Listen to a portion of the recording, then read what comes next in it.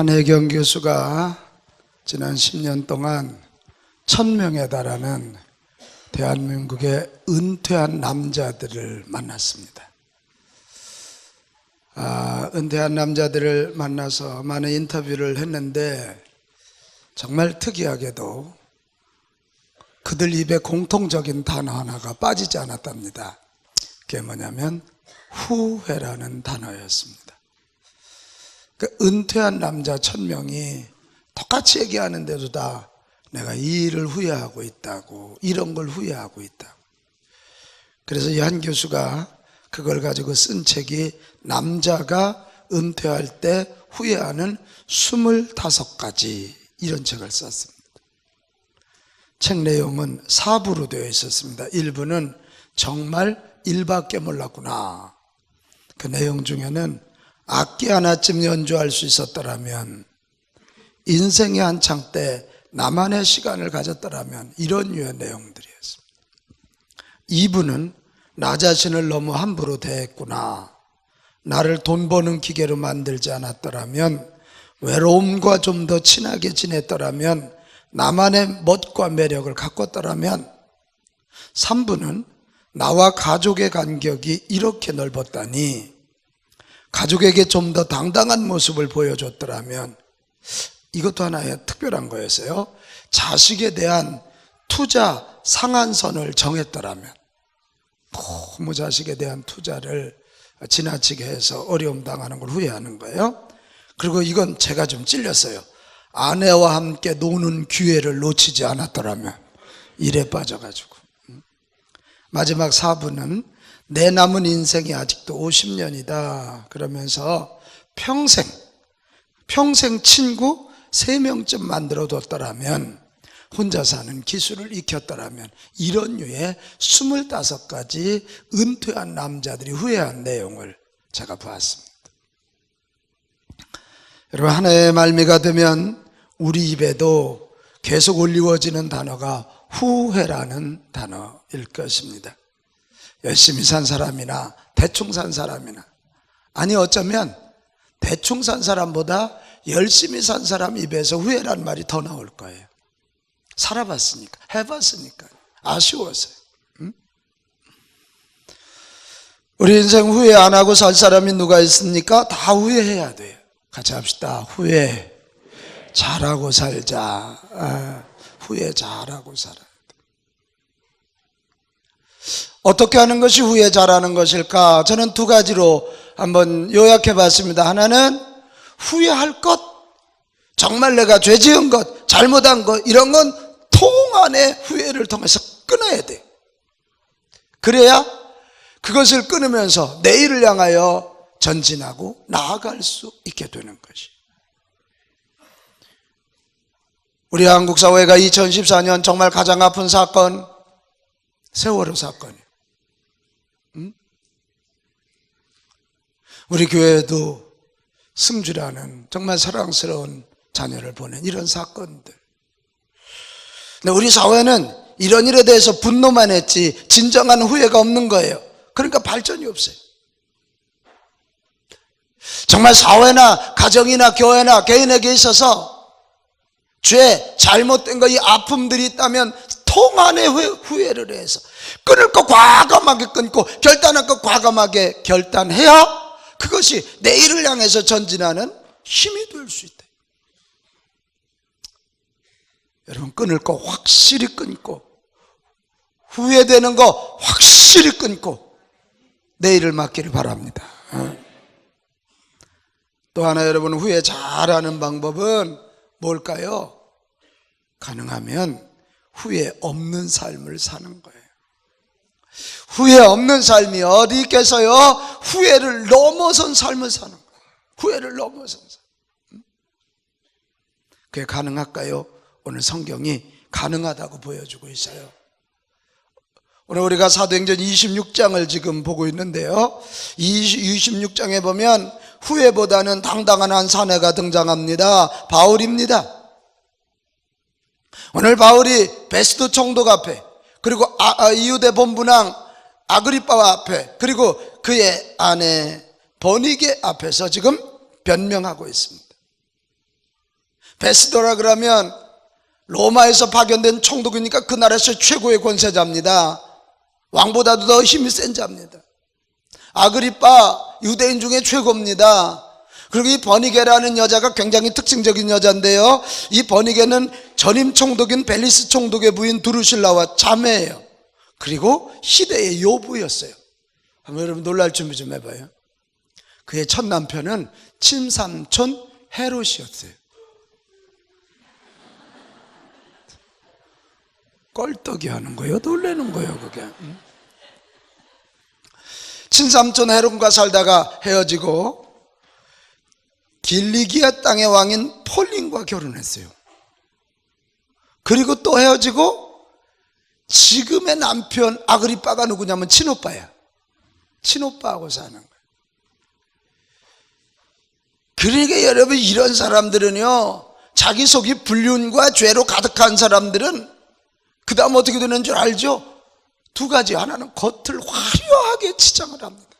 아마 지금 대단하게 하고 와 있을 것입니다. 그리고 또 하나, 이런 사람은 자기들의 약점을 감추기 위해서 다른 사람 약점 하나를 잡으면요, 집요하게 물건을. 지금 그런 번이기 앞에. 그리고 아그리빠와 베스도는, 아그리빠는 유대의 왕이고 베스도는 로마 총독이니까 서로 기싸움이 얼마나 대단했겠어요. 베스도는 그래도 대로마 제국의 내가 총독인, 아그리빠는 그래도 내가 왕인데, 그래서 아마 굉장한 이들이 허세가 가득한, 외적인 허세가 가득한 그런 분위기 앞에 지금 바울은 두 손을 묶인 채로 나와 있는, 결박된 채로 나와 있는. 여러분, 외적인 모습으로 보면 바울은 너무 초라하지 않습니까? 그리고 기가 바짝 죽어서 덜덜덜덜 떨어야 하는 상황인데, 이게 웬일이에요? 겉은 그가 그렇게 초라했는지 모르지만 그의 내면은 하늘의 영광과 세계를 변화시킬 수 있는 하늘의 놀라운 복음의 능력으로 가득 차 있어서 틀림없이 그의 눈빛은 반짝반짝 빛나고 있었을 것입니다. 그의 얼굴에는 확신이 띄어 있었을 것입니다. 그러니 얼마나 자신 있는지 오늘 1절에 3절에 보면 아그리빠 왕 앞에서 굉장히 겸손을 핍니다. 변명하게 된 것을 다행히로 여기옵나이다. 너그러이 들어주시기 바랍니다. 자신 있을 때 사람들은요, 이렇게 겸손하고 관대해지는 거예요. 그가 얼마나 자신 있게 이야기를 했는지 베스도 총독이 뭐라 그러냐면, 내 많은 학문이 너를 미치게 하였구나. 아그리빠 왕이 뭐라고 한 줄 알아요? 네가 적은 말로 나를 권하여 그리스도인이 되게 하려 하는도다. 그러면서 끝나고 난 다음에 이 세 사람이 뭐라 그러냐면, 카이사 황제에게만 고소 안 했다면 우리가 보기에는 무죄이기 때문에 오늘 풀어줄 수 있는데, 오늘 얘기가 그렇게 끝나? 오늘 그럴 때 바울이 뭐라 그럽니까? 총독 각하, 아그리빠 각하, 그리고 버니게요, 이렇게 내가 결박된 것 외에는 여러분도 나와 같이 되기를 원합니다. 이렇게 말하고. 어쩌면 바울은 엄청 후회해야 되는 것 아니에요? 옛날에 잘 나갈 때, 바리새인으로 잘 나갈 때 그때 나갔으면 그가 아마 지금 고관대적인 자리에 앉아서 편안하게 다른 사람을 재판하고 있을지도 몰라요. 이런 사람들 앞에서 굽순거리지 않은 아주 실력자, 숨어있는 실력자였을 가능성이 많아요. 그러나 그런 거에 대해서 눈꼽만큼도 후회를 보내지 아니하고 당당한 삶, 확신 있는 삶을 그들에게 보여주고 있는 거예요. 오늘 여기서 우리는 질문이 하나 생기는 거예요. 도대체 바울은 무엇 때문에 후회를 넘어서서 이렇게 당당하고 확신 있는 삶을 살아낼 수 있었을까? 우리 한번 크게 따라합시다. 후회를 넘어선 인생이 되자. 할렐루야. 어떻게 해서 이렇게 얼마든지 후회하고 얼마든지 아쉬워하고 얼마든지 비굴해질 수 있는 이 상황에서도 이렇게 당당하고 이렇게 확신 있는 삶의 모습을 보일 수 있었을까? 그가 후회를 넘어선 인생이 된 것은 그의 노력이나 그의 인격은 아닌 것이 분명합니다. 왜? 그 사람도 이미 스데반 같은 사람을 죽인 살인자의 경험이 있지 않습니까? 그리고 이렇게 초라하게 붙잡혀 있는데 무슨 인격이고 무슨 외모겠어요. 그가 이렇게 후회를 넘어선 첫 번째 비결이 오늘 14절 15절에 나옵니다. 우리 14절 15절 같이 읽겠습니다. 시작. 우리가 다 땅에 엎드려지매 내가 소리를 들으니 히브리 말로 이르되 사울아 사울아 내가 어찌하여 나를 핍박하느냐. 가시채를 뒷발질하기가 내게 고생이니라. 15절 내가 대답하되 주님 누구시니까. 주께서 이르시되 나는 내가 핍박하는 예수라. 오늘 바울이 베스도 앞에서 아그리빠 앞에서 버니게 앞에서 이렇게 내가 확신 있게 말할 수 있는 이유는 바로 내가 다메섹 도상을 갈 때 나를 한 분이 찾아오셨는데 그분이 바로 우리 주 예수 그리스도셨습니다. 예수님이 나를 특별히 찾아주셨기 때문입니다. 나는 그분을 욕하고 그분 믿는 사람을 죽이고 있는 그때인데 그런 나를 예수님이 특별히 찾아주셨습니다. 은혜입니다. 이렇게 고백하고 있는 거예요.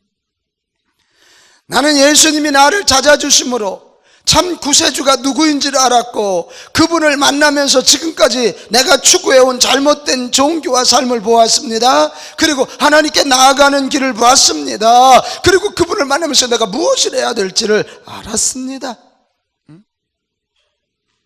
그래서 그분이 찾아오심으로 인해서 나는 감사를 배웠습니다. 나 같은 걸 찾아왔으니까. 할렐루야. 나 같은 것 버리지 아니하시고 나 같은 것 찾아주시고 나 같은 것 구원해 주시고 나 같은 것 진리의 길로 인도해 주신 그분 때문에 감사합니다. 이렇게 돼요. 바울이 후회를 넘어서는 삶을 살 수 있었던 것은 바로 예수님을 만났기 때문이다. 찾아오신 예수님을 만났기 때문이다. 여러분 그렇습니다.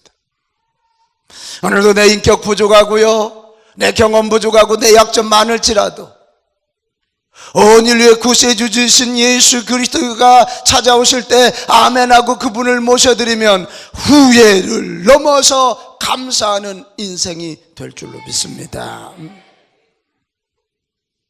레이몬드 닐리라고 하는 흑인 청년이 있었습니다. 성격이 매우 포악했습니다. 그래가지고 그냥 동네에 있는 사람들을 괴롭히고 못 살게 구는데 이 레이몬드 닐리라는 사람 눈에 진짜 거슬리는 사람이 하나 있었습니다. 그 동네 교회 목사님이었어요. 맨날 잘난 척하는 것 같고 맨날 얼굴 잘생겼다고 그러고 는 안 했겠지. 그리고 가만히 보니까 맨날 돈 내라 그래가지고 자기가 쓰는 것 같고 그래가지고요 이 레이몬드 닐리가요 그날 마음을 딱 먹고 벽돌을 한 장 들었습니다. 이 벽돌을 한 장 들고 오늘 내가 그 교회 예배 시간에 가가지고 그 예배 마치고 난 다음에 그 목사를 이 돌로 쳐 죽이리라. 그리고 벽돌을 가슴에 품고 예배를 갔으니까 예배를 이제 드려야 될 거 아니야. 찬송하고 기도하고 설교를 들었습니다. 그런데 이게 웬일이야? 설교를 듣다가 성령님이 그 마음을 주무르기 시작했습니다. 성령님이 그의 마음을 주무르기 시작하면서 자기가 얼마나 포악한지 잘못됐는지 그걸 깨닫기 시작하면서 도리어 그날 자기 죄를 회개하고 예수님을 주님으로 모셔드렸습니다. 그리고 여러분 어떻게 된 줄 압니까? 그가 자기가 그렇게 얄미워 보였던 목사가 되기로 결심을 합니다. 훗날 결국 레이몬드 닐리는 목사님이 됐습니다. 그의 별명이 뭔지 알아요? 선한 사마리안이었어요. 왜인가 하면 그는 시카고 카운티에 무료병원을 하나 줬거든요. 여기저기에서 모금을 해다가 가난한 사람들 무료로 병을 고쳐주는, 그래가지고 선한 사마리안이라는 별명이 들어서 가장 여기저기 다니면서 헌금을 모아. 이런 병원 하나 운영하는 게 돈이 많이 들거든. 그래서 많은 사람들을 고쳐줬고 복음을 전하는 보람된 일을 했습니다. 여러분, 그 일이 쉽지 않거든요. 닐리 목사님은 그 쉽지 않은 때마다 꼭 자기가 예배당에 들고 왔던 벽돌을 들고 그 벽돌을 보고 주님 앞에 기도했습니다. 주님, 내가 살인자가 될 수 있을 때 나를 만나 주셔서 나를 구원해 주신 주님 감사합니다. 그리고 그 벽돌을 보면서 다시 힘을 내기 시작했어요. 결국 닐리 목사님이 그렇게 사역하다 이 땅의 삶을 마무리하고 장례를 치르는 날, 그 벽돌은 영정사진 옆에 이렇게 올려져 있었습니다. 장례 예배를 인도하던 목사님이 벽돌을 들고 설명하기 시작합니다. 이 벽돌이 여차저차한 벽돌입니다. 거기에 참여한 모든 이들이 은혜를 받게 됐습니다. 레이먼드 닐리 목사님의 이야기를 들으면서 여러분 무슨 생각이 납니까? 여러분, 예수님만이 우리를 변화시키시는 분이요, 예수님만이 우리의 악한 생각을 선한 생각으로 바꿀 수 있는 분입니다. 그래서 예수님을 만나면 우리 인생이 바뀝니다. 바로 이거. 후회가 아니라 감사하며 살아가는 그 시작은 뭐냐? 내 인격도 아니고 과거 선하게 산 것도 아닙니다. 예수님과의 만남입니다.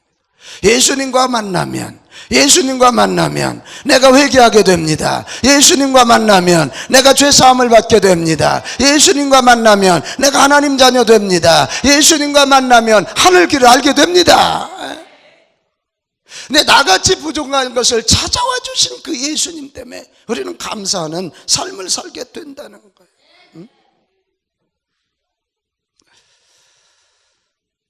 앞에 책에 나온 은퇴한 남자 1000명, 열심히 안 살았겠습니까? 열심히 살아도 후회가 있었습니다.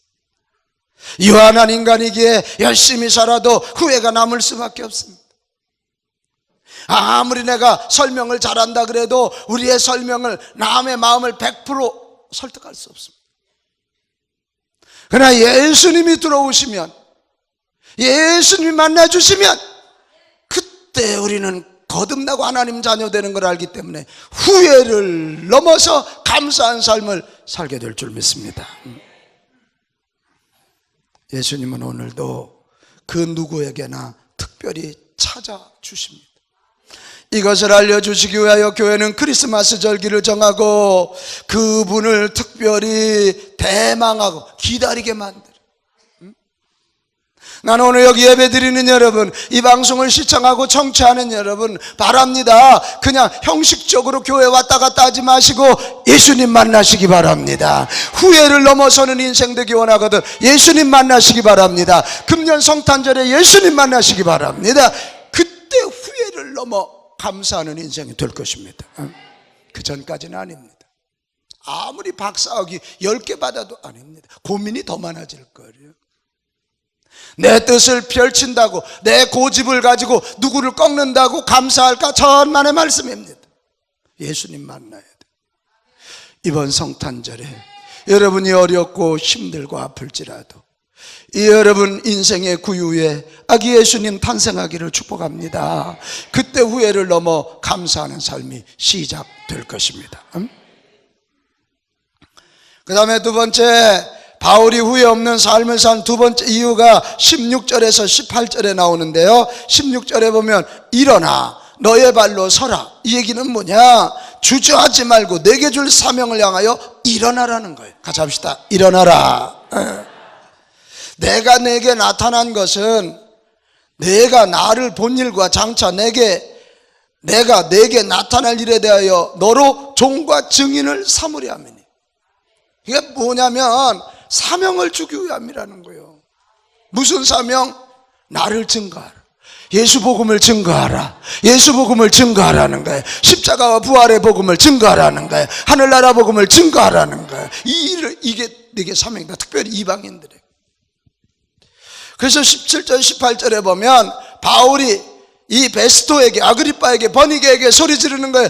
나는 그날 그 사명을 받고 이 사명을 받은 말씀을 가지고 이스라엘과 이방인들에게 쉬지 않고 복음을 전했습니다. 그랬더니 어둠에서 빛으로 사탄의 권세에서 하나님께 돌아오는 일이 일어났고 죄의 용서함과 하나님을 믿어 걸어가게 된 사람들이 막 일어나게 됐디다. 오늘 이 얘기거든요. 여기서 우리는 하나 배우는 거예요. 후회를 넘어서 당당하게 살아가는 중요한 삶의 방법이 뭐냐?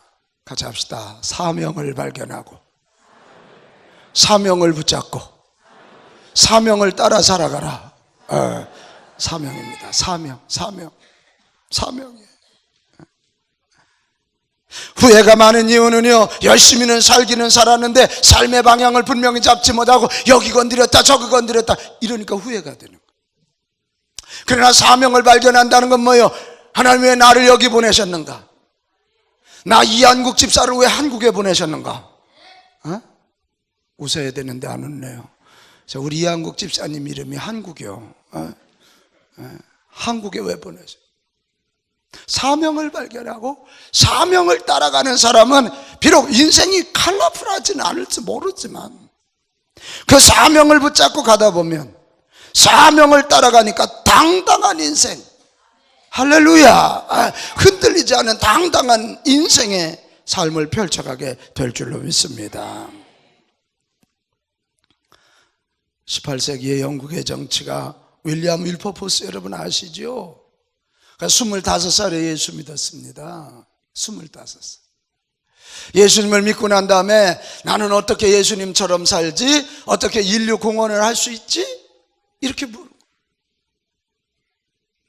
그때 하나님이 떠오르게 하신 한 생각이 뭐냐면 노예제도 폐지였습니다. 여러분 18세기면 영국이 해가 지지 않는 나라잖아. 전 세계에 얼마나 많은 대영 제국의 식민지가 있었습니까? 그 나라를 떠받치는 게 사실은 노예들 아니었습니까? 그런데 그 마음에 노예제도 폐지였습니다. 윌리엄 윌퍼포스가 그렇게 기도하던 중에 32살에 하원 의원이 됩니다.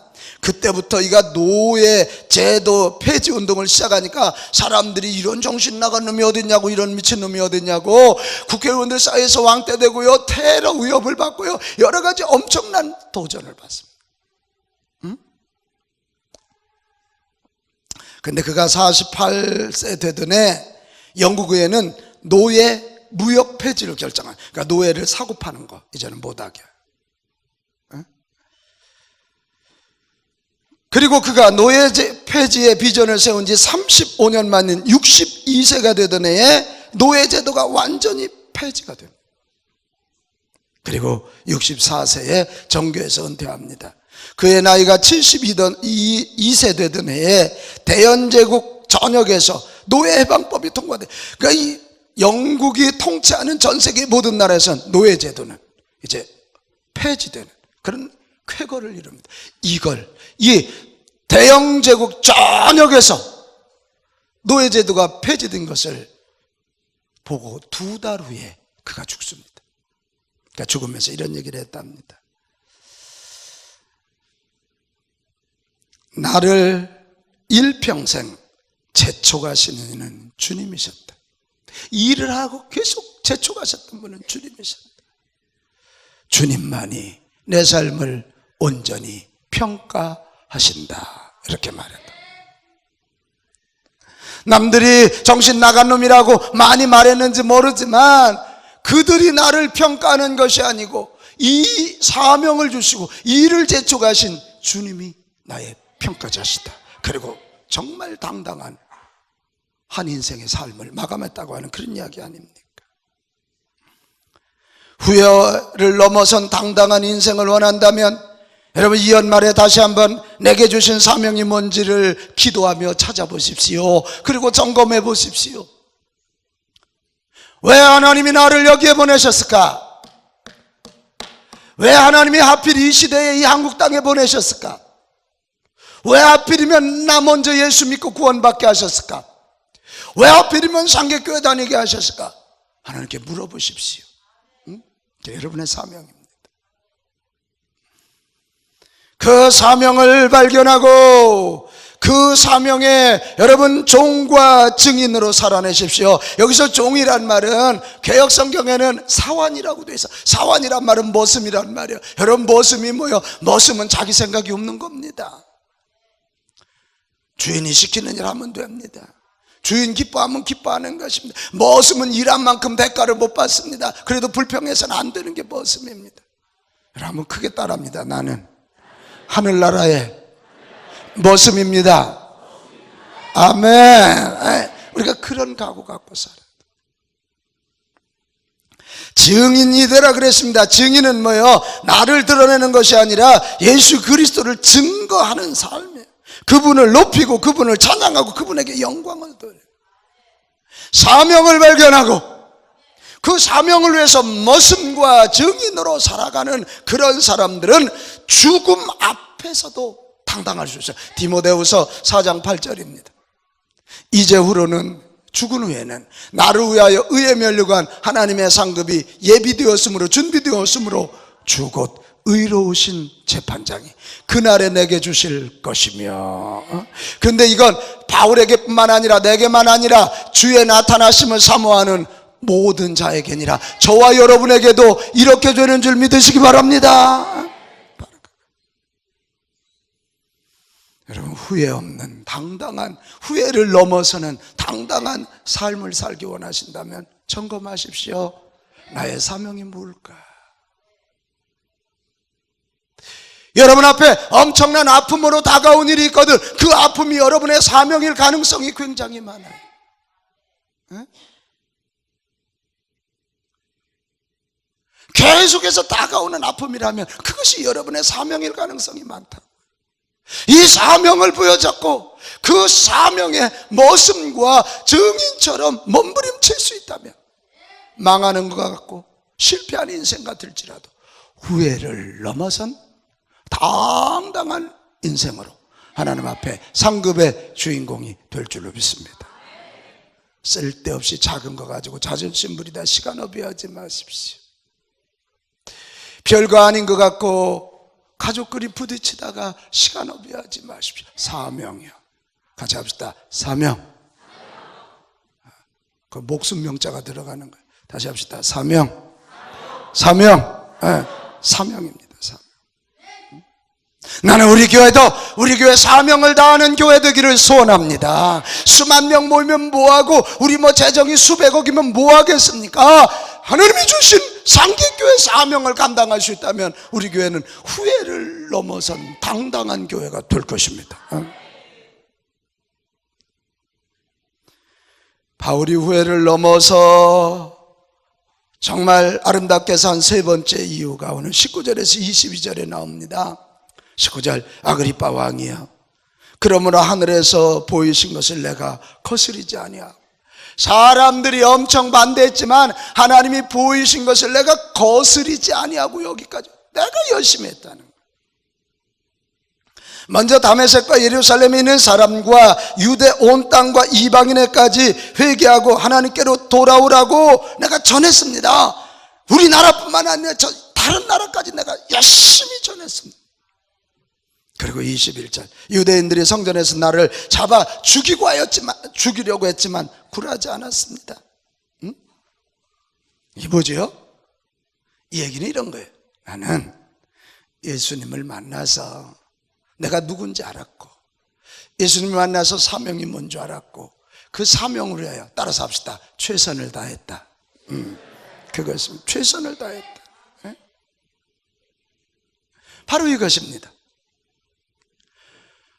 후회를 넘어 아름다운 삶을 엮어내는 방법이 뭐냐? 최선을 다하는 것입니다. 최선을 다.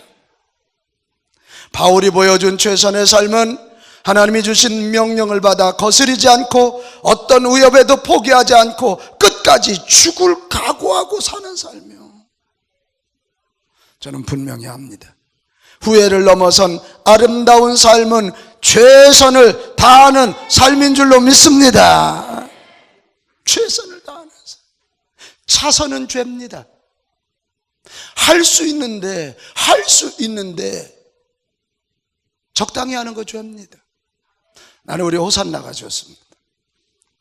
오늘도 아주 틀릴까봐 지휘자가 엄청 조마조마하는 걸 내가 위에서 보면서 아주 안쓰러움을 느꼈습니다. 그런데 여기 아마 음악을 다 전공한 사람들이라면 핸델의 메시아, 오늘이 그게 어려운 곡이거든. 메시아 중에 썩 잘해냈을 것입니다. 그런데 감동은 별로 없었을 것입니다. 막 틀릴까봐, 한 박 빨리 나올까봐, 샵 될까봐, 프렛 될까봐 막, 특별히 오늘 남성들 어중간히 고생들 합디다. 소리도 정말 안 나오더구만 오늘. 그래도 조금 틀려도 최선을 다할 때 감동이 있습니다. 최선을. 제 인생의 중요한 모토 하나가 최선은 아름다워라, 그것입니다. 왜? 저는 제가 얼마나 부족한지를 잘 알거든요. 내가 기독교 일대니까요, 우리 부모님들이 목회하는 거 보지 못했거든요. 내가 약한 사람이거든. 저는 지난 한 주도 몸살이 너무 심해서 굉장히 고생을 많이 했습니다. 사실 나는 28년 목회하면서 오늘 교회 좀 안 나가면 안 될까?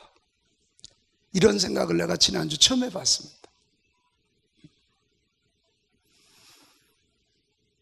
내가 그러다가요, 최선은 아름다워라, 오늘 이 말씀을 준비하다가요, 그렇지, 옛날 생각이 났어. 지금보다 훨씬 약했고 훨씬 부족하고 주님 전혀 알지 못하는 사람을 주님이 은혜로 불러주셨고 이만큼 써주셨는데, 내가 그 마음을 먹고요, 다시 내가 일어나야지. 사실은 지난주 내가 한 2달 입원할까 하는 생각도 안 한 거 아닙니다. 혼자 밤에 잠이 오지 않고 계속 콜록거리고 기침하고 그랬습니다. 내가 이러다 내 인생이 무너지는 것 아닌가, 이런 외로움에 밤에 떨어보기도 했습니다. 그런데 내가 아니지, 내가 언제는 건강해서 일했고 언제는 힘 남아서 일했나? 아니다, 나는 다시 내 강단을 지켜야 된다. 하나님이 주신 강단을 지켜야 된다. 그리고는 수요일부터 내가 마음을 오지게 다져먹고요, 노력하고 약을 먹고 운동하고 힘을 쓰고 내가 금요일 날 강단에 섰습니다. 그리고 오늘 여러분 강단 앞에 섰습니다.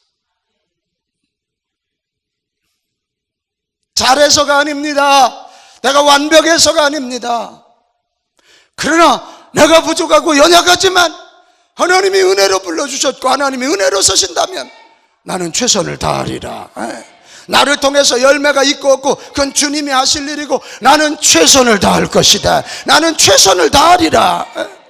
이런 마음의 결심이었습니다. 동일합니다. 지금도 동일합니다. 지금 아무런 열매가 보이지 않아도 끝까지 죽을 까고 다하고 최선을 다하는 삶은 아름답습니다. 숭고하기까지 합니다. 숭고까지. 우리가 최선을 다한다니까 열심을 다한다? 아닙니다. 최선은 열심 이상입니다. 최선은 목숨 걸고 사는 삶입니다. 이 자리에도 오늘 몸이 많이 아파서 나온 여러분들이 있을지 모릅니다. 여러분, 낫기 위하여 최선을 다하십시오. 하나님이 낫게 하시든 그냥 데려가시든 그건 모르지만 최선을 다하는 그 과정을 통해서 하나님은 또 다른 삶의 은혜, 또 다른 삶의 깊이를 누리게 하실 줄로 믿습니다. 저는 우리를 향해 보여주시는 하나님의 사랑이 최선의 사랑이라고 생각합니다. 우리가 성탄절, 우리는 기쁘다 구주 오셨네 이런 찬송을 부르지만 사실은 하나님 입장에서 보면 성탄절은 매우 가슴 아픈 날 아닙니까? 성부, 성자, 성령 삼위일체 하나님의 공동체가 깨지는 날 아닙니까? 그 중에 하나를 땅에 보내시는 거예요. 그것도 아들을 적진에 보내는데 왜? 온 인류를 구원하기 위해서 십자가에서 대신 피 흘려 죽게 하시려고 보내냐. 얼마나 마음이 아픈 날입니까? 그러나 주님은, 우리 하나님은 그걸 아픔으로 여기지 아니하시고 온 인류를 구원하시려는 사랑의 최선의 모습으로 예수 그리스도를 이 땅에 보내신 것입니다. 예수님의 십자가, 교회 오면 십자가가 많이 있잖아요. 이 십자가는 뭐예요? 최선의 사랑입니다. 적당한 사랑이 아닙니다. 죽기까지 구원의 길을 만든, 피 한 방울 물 한 방울까지 구원의 길을 만드는 그 사람. 부활하신 예수님이 성령으로 우리 가운데 오신다 그러는데 로마서에는 그분이 지금도 탄식하신답니다.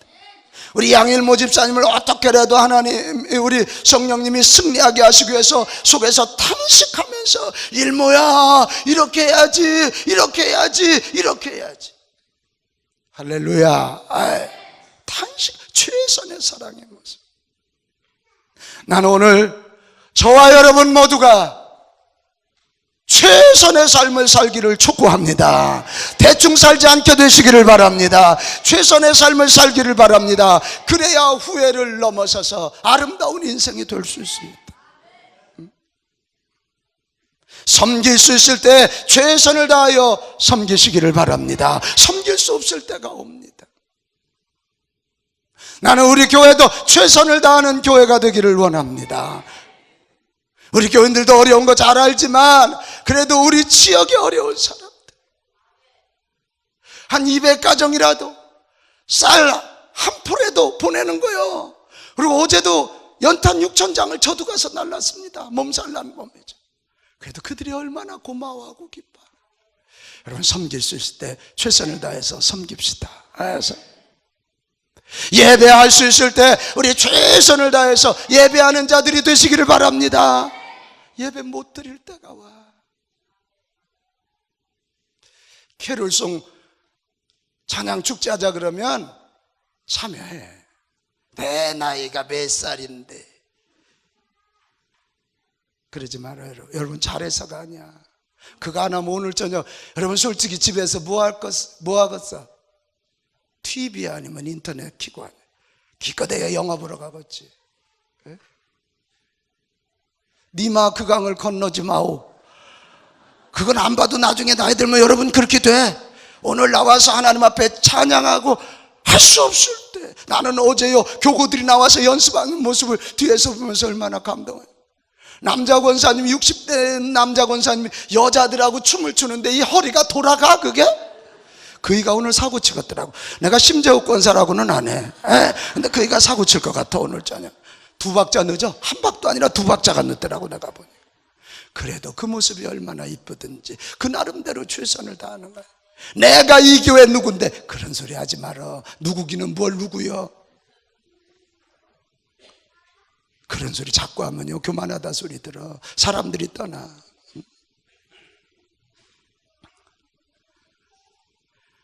크리스마스 예배 드릴 수 있을 때 최선을 다하고. 아멘해요. 부부간에 사랑할 수 있을 때 최선을 다하는 거예요. 늦었다고 말하지 말고 지금 하면 돼. 지금 하면 돼. 여러분, 후회는 항상 늦어요. 누가복음 16장에 나오는 부자의 후회, 늦어도 너무 늦었어요. 자기가 이 땅에서 부자일 때는요 매일 잔치하는 게 너무 좋았어요. 그래서 자기 집 앞에 구걸하러 왔던 거지 나사로가 보이지 않았는데요, 세상에 죽고 나서 보니까 자기는 지옥에 왔는데 너무너무 뜨거워서 견딜 수가 없어. 그런데 보니까 거지 나사로는 아브라함 품 안에 안겨있는 거예요. 그러니까 아브라함이요 나사로에게 이 손끝에다 물 한 방울만 좀 묻혀다 내 혀 좀 발라주시오. 늦었어. 여러분, 예수님을 영접할 수 있는 이 시간, 예수님을 구주로 영접하여 천국의 주인공 되시기를 바랍니다. 내일로 미루지 마라. 가룟 유다 예수님을 은 30냥에 팔고 나중에 후회해. 그리고 그 30냥을 다시 제사장들에게 가져갔지만 이건 피 묻은 돈이라고 받지를 않아. 늦었어. 자살했어. 우리 인생은 한 번입니다. 여러분, 후회 없는 인생이 없겠지만 우리는 후회를 넘어선 삶을 살도록 힘을 쓰십시다. 예수님을 인격적으로 만나 후회가 아닌 감사한 삶을, 하나님이 우리에게 주신 사명을 붙잡고 후회가 아닌 당당한 삶을 성령님이 도와주심을 믿고 지금 내게 주어진 일, 지금 내게 주어진 사람들에게 최선을 다해서 후회를 넘어 아름다운 삶을 살아낼 수 있기를 주님의 이름으로 축원합니다. 오늘 찬송하게